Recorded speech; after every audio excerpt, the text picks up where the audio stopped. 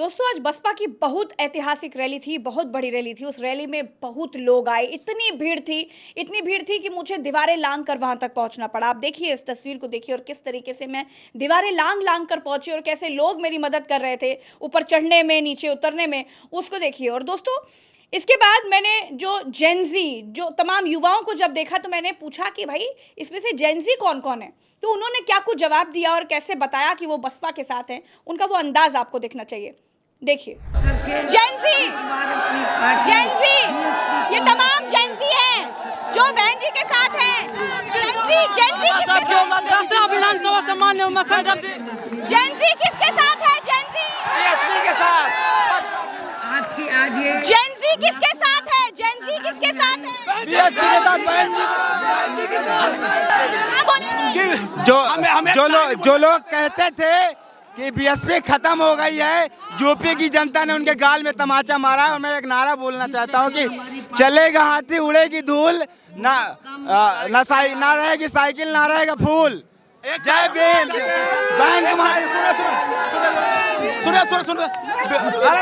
सरकार अगली बार आती सरकार। विश्व में पहचान बनानी है, खोई हुई प्रतिष्ठा फिर से लानी है। जोश है।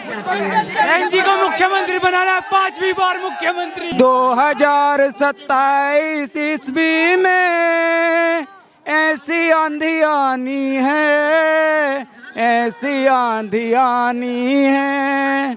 2027 ईस्वी में ऐसी आंधी आनी।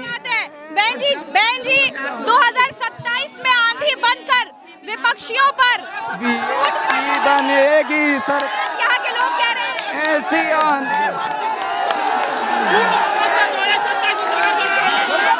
देश का प्रधानमंत्री ऐसी भीड़ के लिए तरसता है। देश का प्रधानमंत्री ऐसी भीड़ के लिए तरसता है। क्या बात है, क्या बात है। दोस्तों ये जो कमाल है ये कहीं और देखने को नहीं मिलेगा। ये जो जादू है ये सिर्फ और सिर्फ बसपा का जादू है। चैनल नंबर 1 है आपका, चैनल नंबर 1 है। सब कुछ दिखाता है, सब कुछ दिखाता है और सच दिखाता है आपका चैनल। मायावती जी को वोट जोर से बोलो जय भीम फिर तो।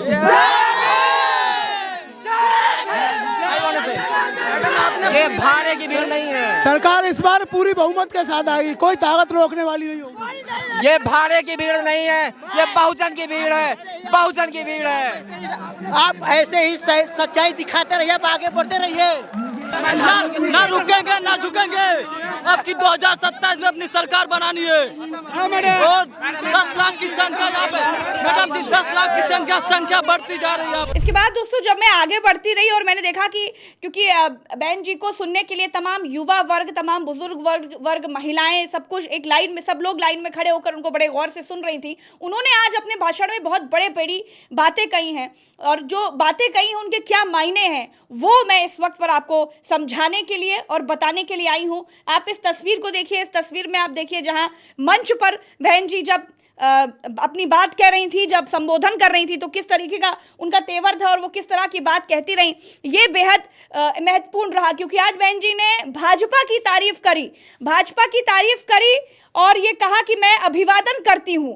इसके क्या मायने हैं वो भी आपको समझना बहुत जरूरी है, क्योंकि बहुत सारे लोग इस बात के बाद, अभी भीड़ देखिए, हर तरफ आपको नीले नीले झंडे और तमाम साफा पहने हुए लोग दिखाई देंगे। मैं इसी तरह के भीड़ के बीच से निकलने के लिए मुझे दीवारें फांदनी पड़ी थी दोस्तों। और आपको बताऊं कि बहन जी ने जब ये बात कही कि मैं अभिवादन करती हूँ भाजपा का, तो बहुत सारे लोगों ने कहा कि बहन जी भाजपा की बी टीम है। तो क्या वाकई बहन जी भाजपा की बी टीम है या इसके पीछे खेल कुछ और है, वो मैं आपको बताऊंगी। लेकिन इसके बाद उन्होंने एक और बात कही कि उन्होंने समाजवादी पार्टी पर जबरदस्त हमला बोला। उसके बाद अखिलेश यादव ने भी डबल प्रहार किया। तो इसके क्या मायने हैं? आज उनके भाषणों के बहुत सारे पहलू मिले और उस पहलू के बहुत बड़े गहरे मायने हैं जो आपको यहाँ के अलावा कहीं कोई समझा ही नहीं सकता दोस्तों। इसीलिए सारे सवालों के साथ जो आपके मन में चल रहे हैं उनके जवाब लेने के लिए मेरे साथ भरत जी हैं और उनसे ही सारे सवालों के जवाब जानेंगे, क्योंकि आज जो बड़ी रैली हुई वो बड़े संदेश लेकर के आई थी। भरत जी, सब कह रहे हैं कि बहन जी भाजपा की बी टीम है, आप क्या कहेंगे? नहीं प्रज्ञा जी, देखिए इसके बहुत गहरे मायने हैं। आपने बिल्कुल सही बात कही कि सब तरफ ये मैसेज है कि जब से उत्तर प्रदेश की सरकार की तारीफ बहन जी ने की है। बहन जी ने कहा कि यहाँ जो पार्कों का रख रखाव के लिए जो टिकट कलेक्ट करने के बाद जो पैसा आता था, उस पैसे को समाजवादी पार्टी ने अपने कब्जे में ले लिया और उसके बाद जो है हमने योगी आदित्यनाथ को लेटर लिखा तो उन लोगों ने जो है हमारे पार्कों के रख रखाव को ठीक कराया। मैं उनकी तारीफ करती हूँ, उन्होंने बहन जी ने तारीफ किया, लेकिन इस तारीफ के पीछे प्रज्ञा जी क्या है आप थोड़ा माइन्यूट समझेंगी तो समझ में आएगा कि उत्तर प्रदेश में अभी तक पिछले 8-9 साल में उत्तर प्रदेश के भीतर Bharatiya Janata party single handed खिलाड़ी बनकर खेल रही है विधानसभा के चुनावों में। बहन जी पिछले 2 चुनाव से 3 चुनाव से बिल्कुल शांत हैं। बहन जी उतना एग्रेसिव नहीं हो पा रही हैं, बाहर नहीं निकल पा रही हैं, लेकिन इस बार बहन जी जब बाहर निकली तो भारतीय जनता पार्टी को कटु शब्द कहते हुए नहीं, भारतीय जनता पार्टी पर आक्रमण करते हुए नहीं, बहन जी समाजवादी पार्टी के ऊपर आक्रमण करते हुए निकली। क्योंकि राजनीति में एक कहावत है, अगर दुश्मन की तारीफ कर, दुश्मन की बुराई करना या दुश्मन को सीधे टारगेट करना आप बंद कर दीजिए, दुश्मन का नाम लेना बंद कर दीजिए, तो दुश्मन की पूंछ ऑटोमेटिकली कमज़ोर हो जाती है। एक उदाहरण देता हूँ, जब तक समाजवादी पार्टी और बसपा की लड़ाई आपस में रही, कांग्रेस भी रही, अलग रही, भारतीय जनता पार्टी भी थी, लेकिन जब मेन प्लेयर समाजवादी पार्टी और बसपा थी, जब लड़ाई बसपा और सपा के बीच में थी, तो ही बसपा आती थी, तो ही सपा आती थी, तो ही बसपा आती थी, तो ही सपा आती थी। 4 बार सपा आई, 4 बार बसपा आई, 5वीं बार सपा आने का बेसब्री से इंतजार कर रही है, 5वीं बार बहन जी मुख्यमंत्री बनने का बेसब्री से इंतजार कर रही हैं। उत्तर प्रदेश की राजनीति को जब आप समझेंगी तब आपको समझ में आएगा कि सबसे बड़े दुश्मन बन चुके भारतीय जनता पार्टी को दरकिनार करके जब तक लड़ाई सपा वर्सेस बसपा उत्तर प्रदेश के भीतर प्रज्ञा जी नहीं होगी, तब तक दूसरे दलों का कल्याण होने वाला नहीं। जब तक Bharatiya Janata party single handedly पार्टियों से बड़ी होकर लड़ेगी, तब तक भारतीय जनता पार्टी का फायदा है। अब बहन जी इस रैली के जरिए अपना वो खोया हुआ वोट जो 5 किलो राशन के लिए भारतीय जनता पार्टी के साथ चला गया, उस वोट को वापस लाने की पूरी कोशिश कर रही हैं और बहुत मोहब्बत से, बहुत प्यार से। इसके पीछे का कारण भी मैं आपको बतलाता हूँ, समझाता हूँ कि मैं इस रैली को कवर कर, बाइट सुनाऊंगा अभी मैं आपको। मैं इस रैली को बहुत माइन्यूटली देख रहा हूँ 2-3 दिन से। सतीश चंद्र मिश्रा से कल हम लोगों ने पूछा कि भाई साहब कल कितने लोग आने वाले हैं इस रैली में और कितने लोग आएंगे, तो सतीश चंद्र मिश्रा ने जवाब दिया, नहीं ये रैली नहीं है, this is not a rally. आप हमारे चैनल पर जाकर उनका बयान सुन सकते हैं, ये रैली नहीं है। कल जो है उनको पुष्प अर्पित किए जाएंगे, उनको याद किया जाएगा काशीराम जी को, तो जो लोग आएंगे श्रद्धा सुमन अर्पित करेंगे और जो है रैली वैली कुछ नहीं है, ये पुष्प अर्पित करने का एक कार्यक्रम है। सतीश चंद्र मिश्रा का ये बयान है। बसपा बिल्कुल भी ये नहीं चाहती थी कल से पहले तक कि भारतीय जनता पार्टी को इस रैली की भव्यता का अंदाजा लग पाए। ये रैली कितनी बड़ी है ये भारतीय जनता पार्टी को मालूम चल जाए, क्योंकि प्रज्ञा जी भारतीय जनता पार्टी वो पार्टी है, अगर रैली की इतनी बड़ी भव्यता का अंदाजा लग जाता तो बसें, लोगों के आने का जो आवागमन है, चीज़ें, शासन प्रशासन क्या कर सकता है वो आपको सब मालूम है। कल रात तक के अंदाज़ा नहीं लगने दिया कि ये रैली कितनी बड़ी है। कल मैं कार से पहुंचा जब वहाँ, तो कार ऐसी रोड पे खड़ी कर दी मैंने रैली स्थल से बाहर जी।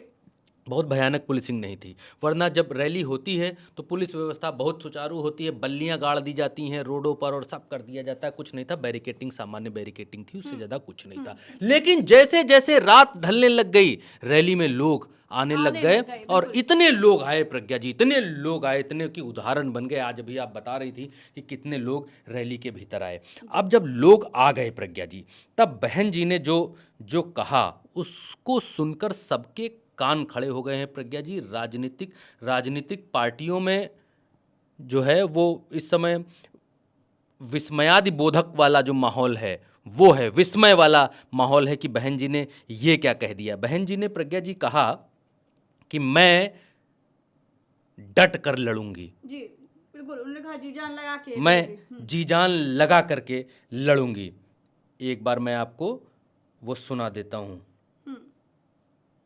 बिल्कुल आज मायावती ने बहुत कड़े लहजे में ये बात कही, और जब वो ये बात कह रही थी तो ये भी देखने वाला सीन था कि जब वो जिस तरीके से अपने कार्यकर्ताओं से और लोगों से संवाद कर रही थी। उन्होंने कहा ये भीड़ किराए की नहीं है। हम लोग दिहाड़ी पे नहीं लाए हैं, मजदूरी पे। ये लोग अपने खुद के पैसों से चलकर या लाखों लाखों की संख्या में पहुंचकर वे भीड़ लाने के मामले में भी अपने खुद के ही पिछले सभी रिकॉर्ड तोड़ते हुए इस बार मान्यवर श्री कांशीराम जी के पुण्यतिथि के कार्यक्रम को ऐतिहासिक व जबरदस्त कामयाब बनाया है। साथ ही देश के अन्य सभी राज्यों में भी आज मान्यवर श्री कांशीराम जी की पुण्यतिथि बहुत आभारी है। अंत में अब मैं पार्टी के लोगों को ये भी भरोसा दिलाना चाहती हूँ, इस बार यूपी में बीएसपी की 5वीं बार सरकार बनाने के लिए आप सभी लोगों के साथ साथ मैं भी हर स्तर पर अपनी पूरी ताकत लगा दूंगी, कोई कभी छोड़ूंगी नहीं। और इसके लिए इस बार मैं कोई कमी छोड़ूंगी नहीं, ये मेरा आज पार्टी के लोगों को वायदा भी है। और अब मैं उन्हें ये बहुत बड़ी बात कही है, बहुत बड़ी बात। मायावती जी ने वादा किया है कि मैं पूरी ताकत लगा दूंगी और कोई कमी छोड़ूंगी नहीं।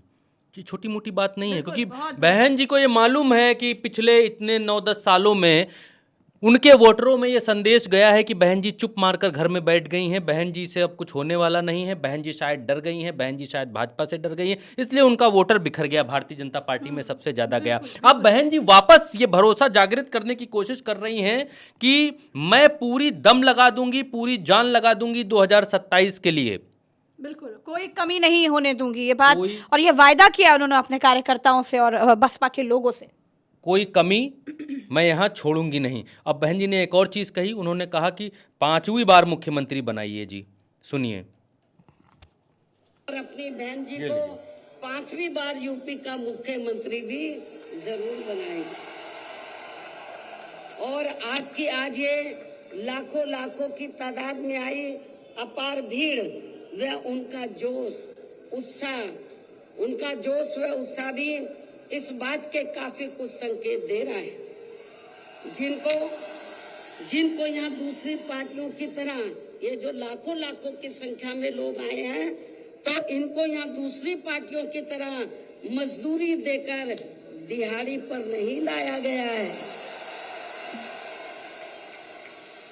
बल्कि ये लोग अपने खून पसीने की कमाई के पैसों से ही खुद चलकर आज के अपने 9 अक्टूबर के प्रोग्राम में मुझे सुनने के लिए आए, जिन्होंने भीड़ के मामले में आप बिल्कुल ने कहा कि ये जी बताइए। अब बिल्कुल ये लोगों ने, ये मायावती जी ने कहा कि लोग अपने खून पसीने की कमाई के साथ यहाँ पर आए हुए हैं, और ये बहुत बड़ी बात है, क्योंकि ये तस्वीर सबने देखी कि लोग अंगोछे में भर जी अपना खाना पानी दाना सब कुछ ले करके यहाँ पर आए हुए थे, और उन्होंने पूरी तरीके से ये श्रद्धा दिखाई कि बसपा के वो वोटर थे, हैं और हमेशा रहेंगे। जी हाँ प्रज्ञा जी, और आगे की राजनीति को मजबूत करने के लिए, भविष्य को मजबूत करने की घोषणा भी यहाँ काफी हद तक जुड़ चुके।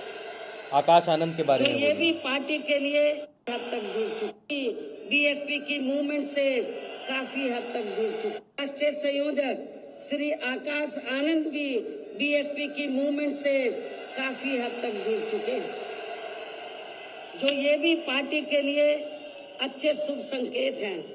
और अब ये यानी कि आकाश आनंद मेरे मार्गदर्शन व दिशा निर्देशन में अपनी पूरी लगन अब मेहनत के साथ पार्टी को मजबूती देने में व पार्टी के जनाधार को भी बढ़ाने में पूरे जी जान से लगे, जिससे पार्टी के लोगों में आए दिन इनके प्रति काफी लगाव व उत्साह भी बढ़ा है।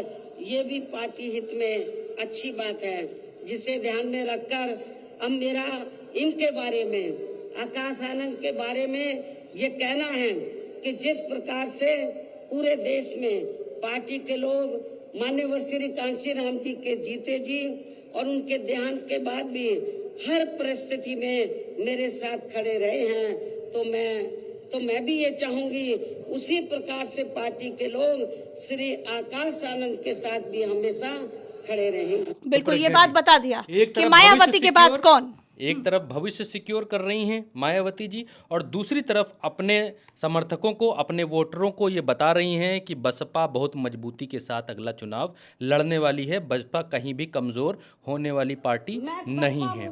अब देखिए, अब उस बात पर आते हैं प्रज्ञा जी, उस एंगल पर आते हैं जहां पर यह कहा जा रहा है कि मायावती भाजपा की बी टीम है।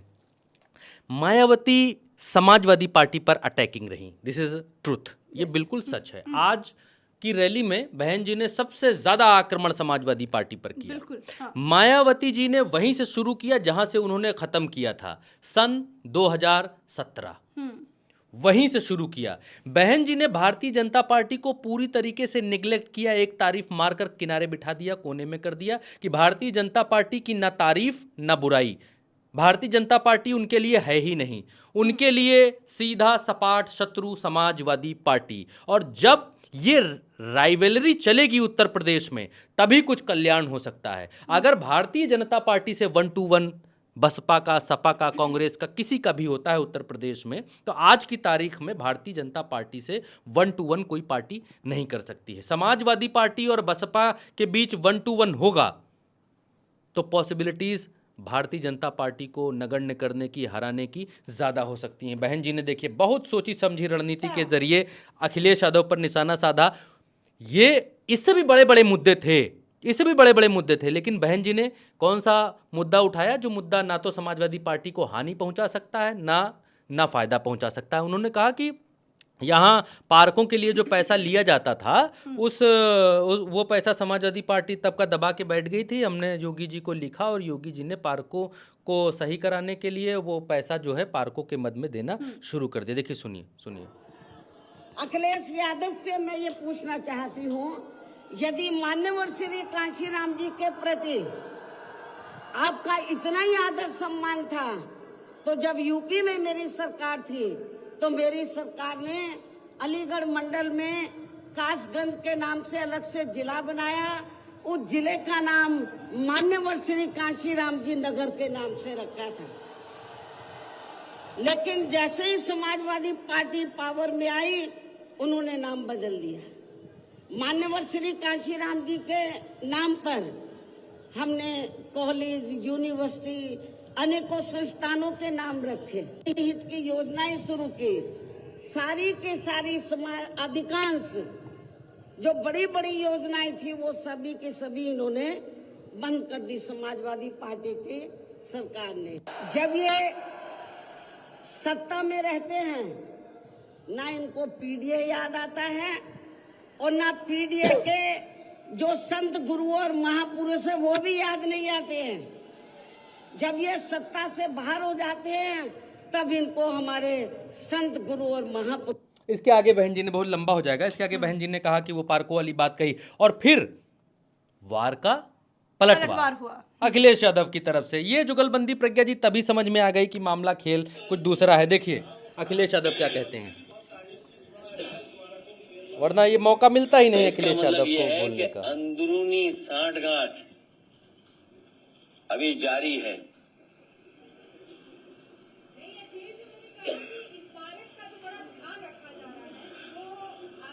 पार्कों का बड़ा ध्यान रखा जा रहा है। और मैं आपको याद दिला दूं, उनके अलावा अगर प्रतिमा किसी ने उनकी खुद की लगाई तो मैंने लगवाई। और हालांकि on the floor of house जब उस समय बहुजन समाज पार्टी के लीडर ऑपोजिशन या उस समय जो सवाल उठते थे मेंटेनेंस को लेकर के, रखरखाव को लेकर के, ऑन रिकॉर्ड आप लोग चेक कर सकते हैं, ऑन रिकॉर्ड, कि समाजवादी पार्टी की सरकार में पूरा का पूरा मेंटेनेंस और रखरखाव के लिए एलडीए को निर्देश दिए गए थे। और यहां तक जब एक दिन मैंने देखा, जब मैं एयरपोर्ट जा रहा था, कि यहां पर खजूर के पेड़ सूख गए हैं। जो खजूर के पेड़ लगे थे बाउंड्री पर और अंदर वो सूख रहे हैं, और कई पेड़ सूख गए उसके अंदर, तो उन पेड़ों को बदल करके अच्छे पेड़ों को लगाने का काम जिसमें वाशिंगटोनिया और एक अब इसमें पेड़ अखिलेश क्रोसिया यादव बता रहे हैं कि कौन कौन से पेड़ हैं लेकिन जो कुछ हमने बहुत ज्यादा बहन जी के अटैकिंग नजर नहीं आए, पार्कों में बहुत लगवाए। अटैकिंग देखिए, नहीं थे हाँ, बहन जी पे। वो इनको बोल रही हैं, ये उनको बोल रहे हैं कि हमने पेड़ लगवाए, हमने पार्क ठीक कराए, हमने ये कराया, वो इनको बोल रही।